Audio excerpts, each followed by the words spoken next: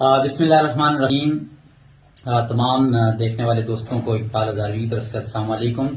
آپ دیکھ رہے ہیں ماسٹر سوشل میڈیا اور میرے ساتھ موجود ہیں سعودی عرب کی مشہور کاروباری شخصیت محترم جناب مولانا عبدالرشید صاحب، اور آج ہم بات کریں گے جو سچا روڈ کے حوالے سے، کیونکہ ماشاءاللہ ہمارے علاقے کے اندر ایک بہت ہی تاریخی کام جو ہے وہ جاری ہے، اور اس میں ماشاءاللہ کئی دوستوں نے جو ہے وہ بڑھ چڑھ کے تعاون کیا۔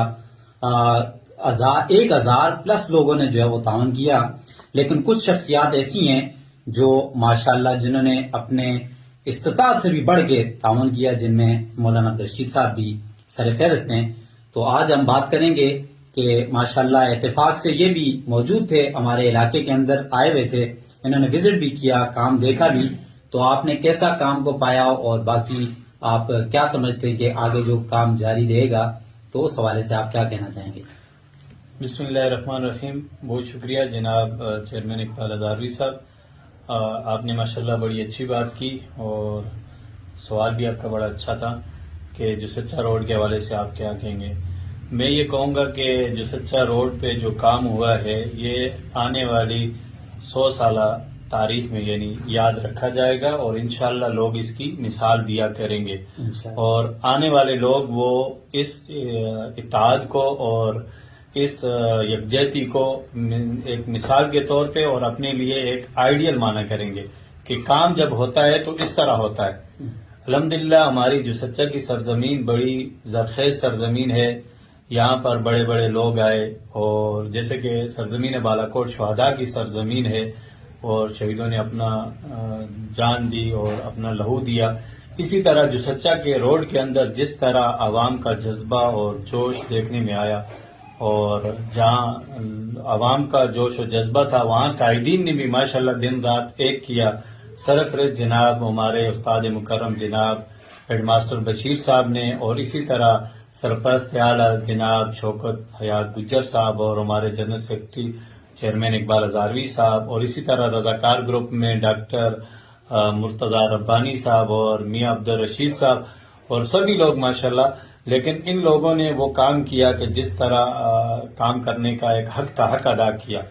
تو میں یہ کہوں گا کہ اس طرح کے لوگ جو ہے وہ صدیوں میں آتے ہیں، اور وہ صدیاں اپنی جو ہے نا مثال چھوڑ کے چلے جاتے ہیں، اور لوگ تو اور بھی بہت تھے، لیکن اللہ تعالیٰ نے ان لوگوں کے ہاتھ سے یہ کام لینا تھا۔ ہم اللہ کا شکر ادا کرتے ہیں کہ اللہ نے ایسے مخلص دوست ہمیں دیے اور ایسے مخلص لوگ دیے۔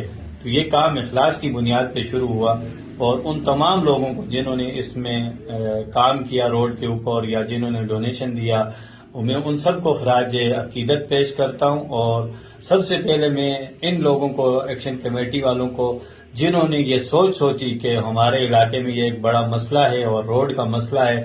دیکھیں اس کے اوپر بیمار بھی جاتا ہے، اس کے اوپر جو ہے جنازہ بھی لے کے جاتے ہیں، تو کتنی تکلیف ہوتی تھی اس پہ، یعنی بندہ صحیح سلامت اگر جائے تو وہ گھر جا کے بیمار پڑ جاتا تھا۔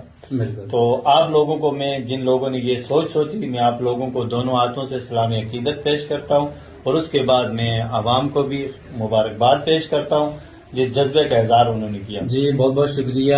بالکل جی، آپ کی بات 101% درست ہے کہ عظیم ہیں وہ لوگ جنہوں نے اتنے عظیم کام کے لیے اپنے آپ کو پیش بھی کیا، مالی طور پر بھی اور جانی طور پر بھی۔